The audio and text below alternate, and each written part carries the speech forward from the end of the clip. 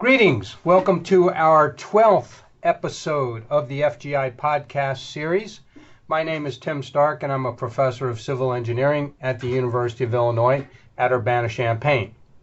And hello, everyone. My name is Jen Miller, and I'm the coordinator of the Fabricated Geomembrane Institute, or the FGI. On today's episode, we are going to focus on post-closure care of landfills with Jeremy Morris of Geosyntec Consultants in Columbia, Maryland. Jeremy gave the May 19th, 2020 webinar, and this is a follow-up podcast to address some of the questions that we did not have time to address after the webinar and that I have received since the webinar. So Jeremy, thanks so much for joining us again. Thank you for having me. Great. So Jeremy, you recently recorded a webinar titled Post-Closure Care of Landfills. And here's the first question that I received afterwards. What factors do you consider before converting an active gas control and collection system to a passive system besides permitting issues?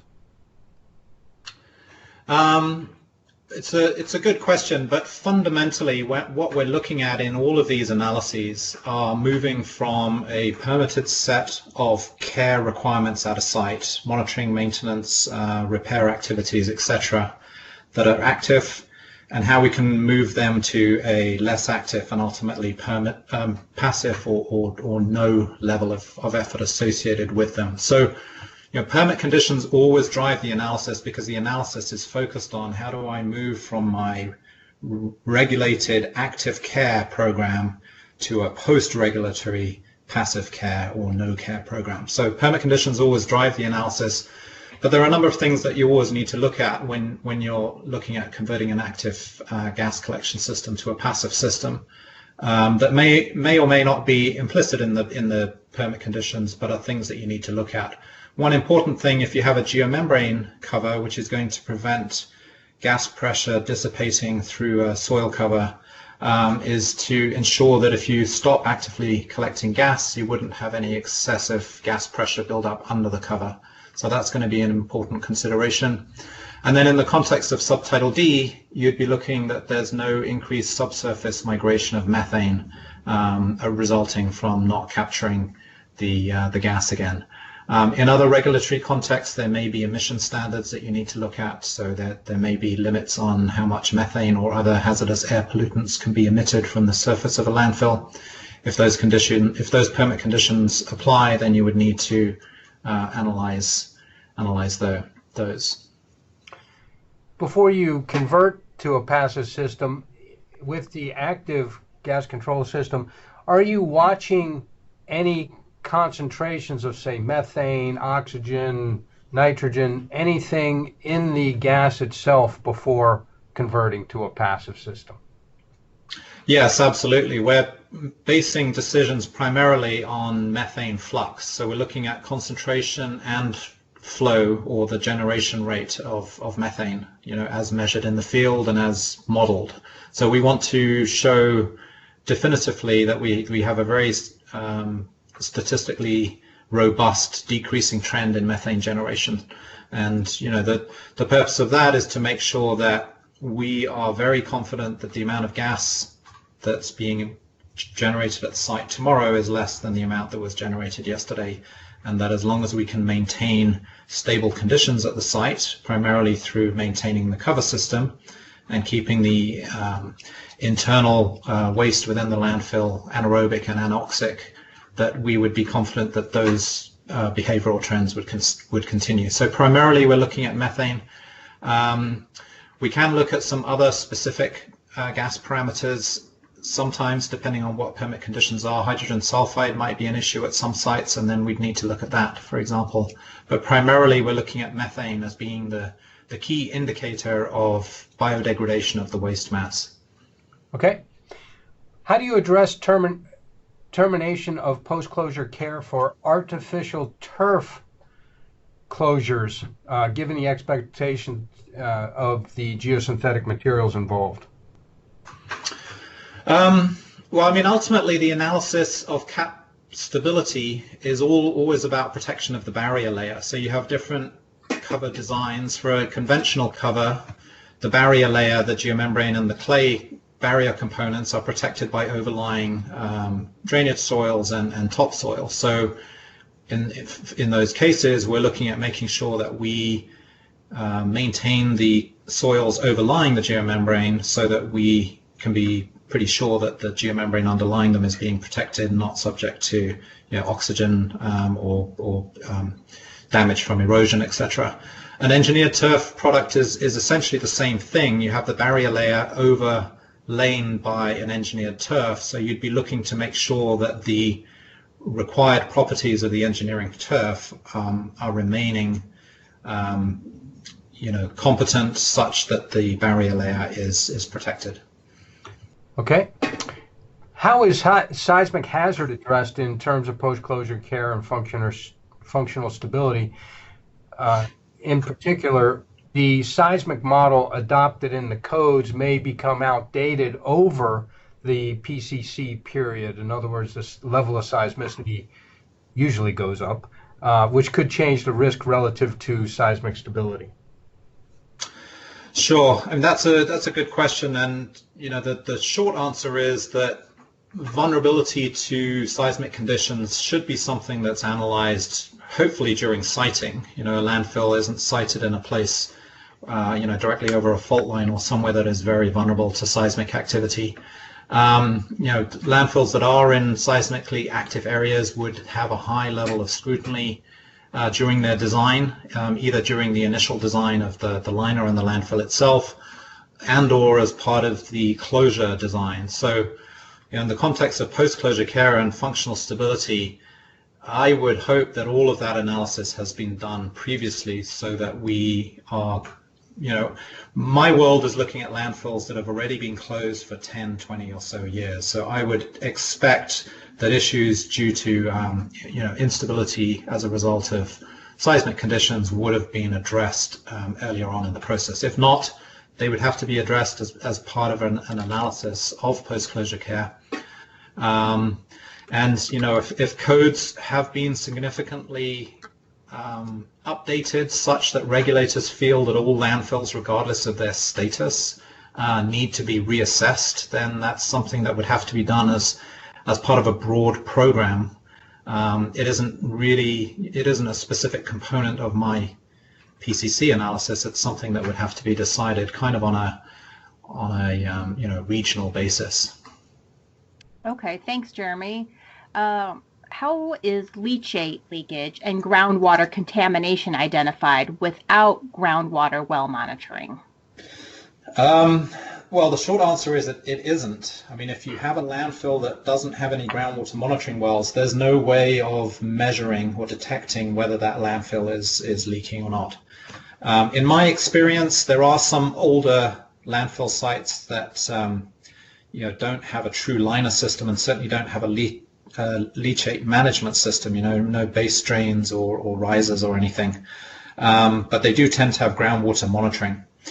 Again, we need to look back at and put the question in the context of what we're trying to do with our analysis. We're looking at having a set of activities that are required under a post-closure program and evaluating whether it's safe to scale those back or end them. So if you have a site that has no groundwater wells and has no leachate management, there isn't really a lot of analysis for us to be doing in the first place. That landfill is existing without any monitoring apparatus in place. There's nothing for us to evaluate to say, should we be monitoring groundwater or not, because there already is no groundwater monitoring.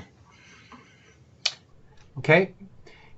Jeremy, next one is, can you recommend any methods for estimating the contaminating lifespan of a landfill for the purpose of calculating financial assurance? Yes, and I think a point of clarification to me here is that the term contaminating lifespan of a landfill is specific to guidance in Ontario, Canada, where the regulators require that people do a calculation of how long it's going to take to flush an inert parameter like chloride out of the landfill, such that you meet some conditions of hydraulic stability. There's very good guidance associated with that was developed by Kerry Rowe 20 years ago or so. Functional stability is really quite different to contaminating lifespan, although it has some overlap. So for functional stability, we're looking at improvements in leachate quality such that we can show that we wouldn't cause impacts to water quality at the point of exposure. In that regard, Washington State has very good regulatory guidance for how to go about making that assessment. SWANA and some U.S. states, such as Florida, have some good guidance documents on how to, demonstrate functional stability with regard to leachate. And then, of course, the EPCC methodology that I reviewed during my webinar provides step-by-step procedures for how to go about making those estimates. So I think by reviewing existing regulations and existing guidance, you would be able to find the answer to that. Okay. Is leachate recirculation performed during post-closure care, or is it only used at select landfills, say maybe during the operating phases? It really depends. I typically think of leachate recirculation being something that's done during active operations at a site. It may continue into the early period of post-closure, but generally I think of it as something that happens at an active landfill. If done properly, it's something that has really been shown to accelerate the landfill gas production period and accelerate the time taken for leachate quality to improve to the point that making a demonstration of functional stability is possible. So it's something that, if done well, can really be beneficial to a site, but I think of it as something that is part of operations rather than part of post-closure care. Okay, another question we received for you, Jeremy, is do you know of any landfills that exited post-closure care and then returned to a regulatory care program? No, I don't. I'm only aware of a couple of landfills that have exited post-closure care in terms of having their post-closure care permit terminated or rescinded by the state. And none of them have had to return to a monitoring program. We need to bear in mind that this is quite a new concept.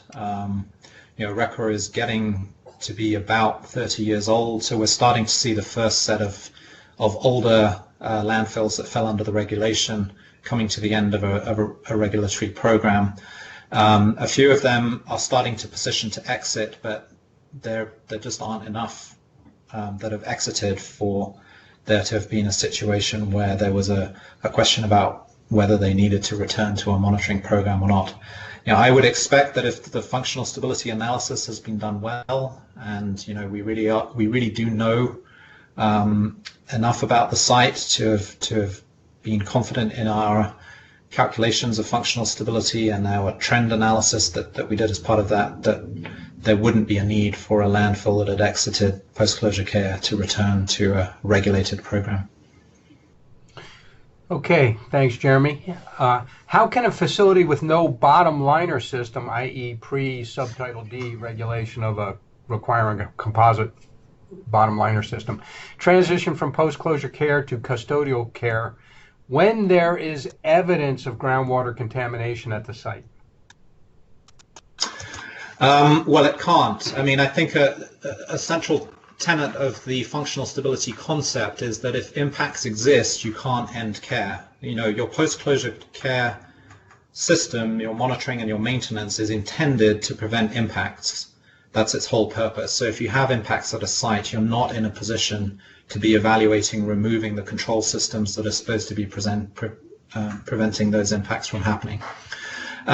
So that's not to say that if you have a site that has some groundwater impacts, for example, that you can't do a functional stability analysis related to whether you could make some changes to gas management. You might even be able to do some analyses to see whether you could improve the efficiency or how effective your leachate management strategy is and your groundwater management strategy. But fundamentally, if you have impacts, you can't be petitioning to end post-closure care. An important caveat that I'd like to make here is previous impacts don't necessarily exclude you from ever being released from post-closure care. You might have a landfill that in the past has had some impacts, but those impacts have been addressed and the remedy has been shown to be effective such that groundwater is no longer impacted. At that point, you could then start evaluating post-closure care to show that you're going to, by ending your active care systems, you wouldn't jeopardize the remedy that had affected the improvement in groundwater quality. And if so, you would then be able to exit post-closure care. But while impacts are ongoing, you can't demonstrate functional stability. So if a facility is having impacts, then it really doesn't matter if it's lined or unlined, the bottom liner system. Correct. Yep. Yeah. If there are impacts, then you can't remove the system that is intended to prevent impacts. Yep. Okay, next question is, during your webinar on slide 23, you showed a graph illustrating methane decrease at a site, a case history site. The question we received is related to the carbon dioxide detection shown. Can you discuss or describe any increase in CO2 with the shutdown of the active system? Yes, so generally, in anaerobic conditions, when you see, or in a landfill which is predominantly anaerobic and generating methane, where you see carbon dioxide, that's from consumption of of methane by microbes. So, that methane is used as a substrate by a number of bacterial communities, and their output from consumption of that methane is CO2.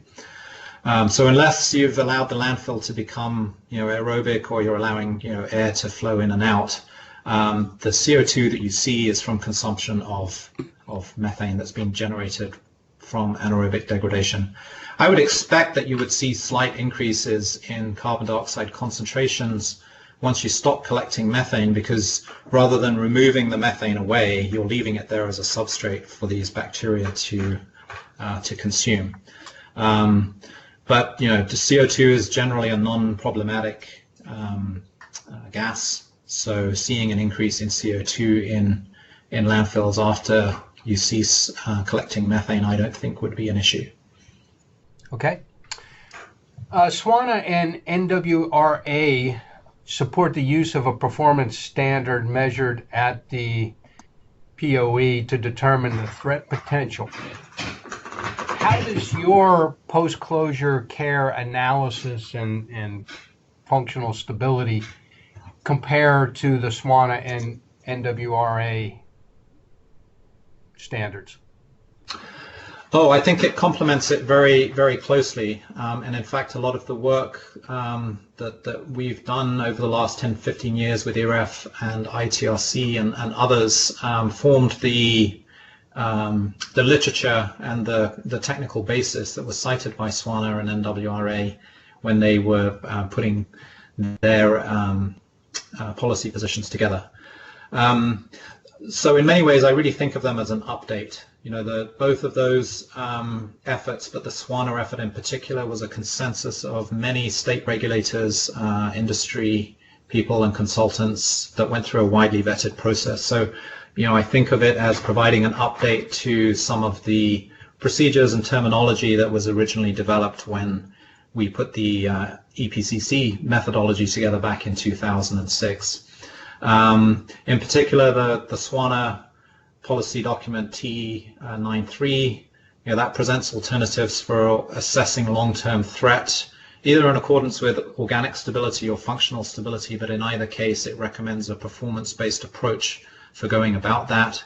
As people will hopefully recall from my webinar, really the difference between functional stability and organic stability is how far down the degradation curve you go. Do you get into that highly speculative phase 8, or do you try and maintain the landfill at the more predictable and controllable phase 5, which is functional stability?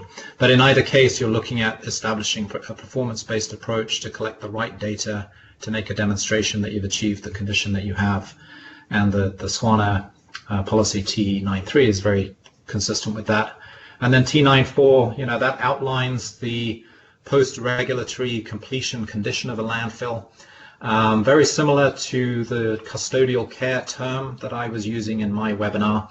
Although, again, through a consensus process that was pretty wide, SWANA came up with a term long-term management, or LTM, as an alternative to custodial care, something that was preferred by the broader community.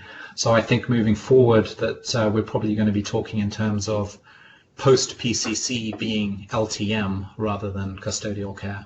And I think that's particularly important given that some states, notably New York, use the term custodial care, but indicate that that is something that stays within the solid waste regulations. So, it seems to me that use of the LTM term from the SWANA guidance is something that everyone can agree on as a term to describe post-regulatory completion of post-closure care. Great. Jeremy, do you have any comment on landfills that were functionally stable being compromised by climate change impacts like sea level rise, causing erosion of caps and re-exposing waste? I haven't seen this, but obviously climate change is a complicating factor moving forward, especially since a lot of the effects are unknown in terms of how they'll manifest. But certainly, our expectations for increased flooding, increased inundation due to sea level rise, large storm events, droughts, etc., are something that we should be paying more attention to.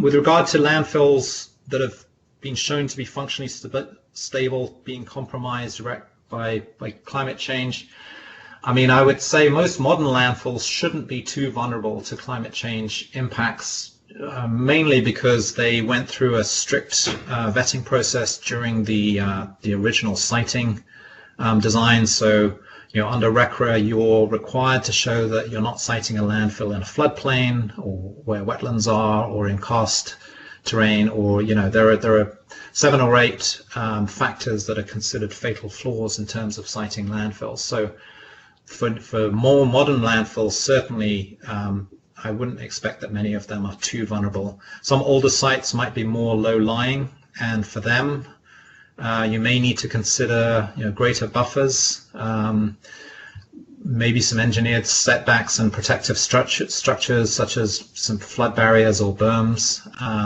being part of their long-term stable condition if increased threat of flooding is something that's of concern.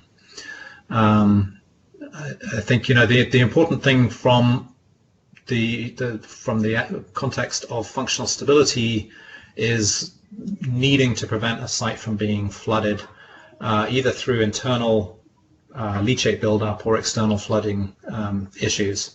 Anything that changes the flow paths that you analyze during your functional stability analysis means that you would have to go back and re-examine the nature of leachate chemistry and flow within a landfill, because you've moved away from a predictable condition. So in a site where flooding or other climate impacts are an issue, then definitely it would be prudent to be looking at providing some additional buffers or engineering controls. Great, Jeremy. Thanks so much for joining us again. And if our thank you. Thanks, Jeremy. If our listeners have any questions or would like any additional information, please email me and Jen at fabricatedgeomembrane@gmail.com or visit the FGI website at fabricatedgeomembrane.com. You can also contact Jeremy directly at jmorris@geosyntec.com. So I'd like to end with our taglines. Mine is quality installed faster when you factory fabricate first. And may all your geomembranes be factory fabricated. Thanks everyone for listening. See ya. Bye. Bye-bye.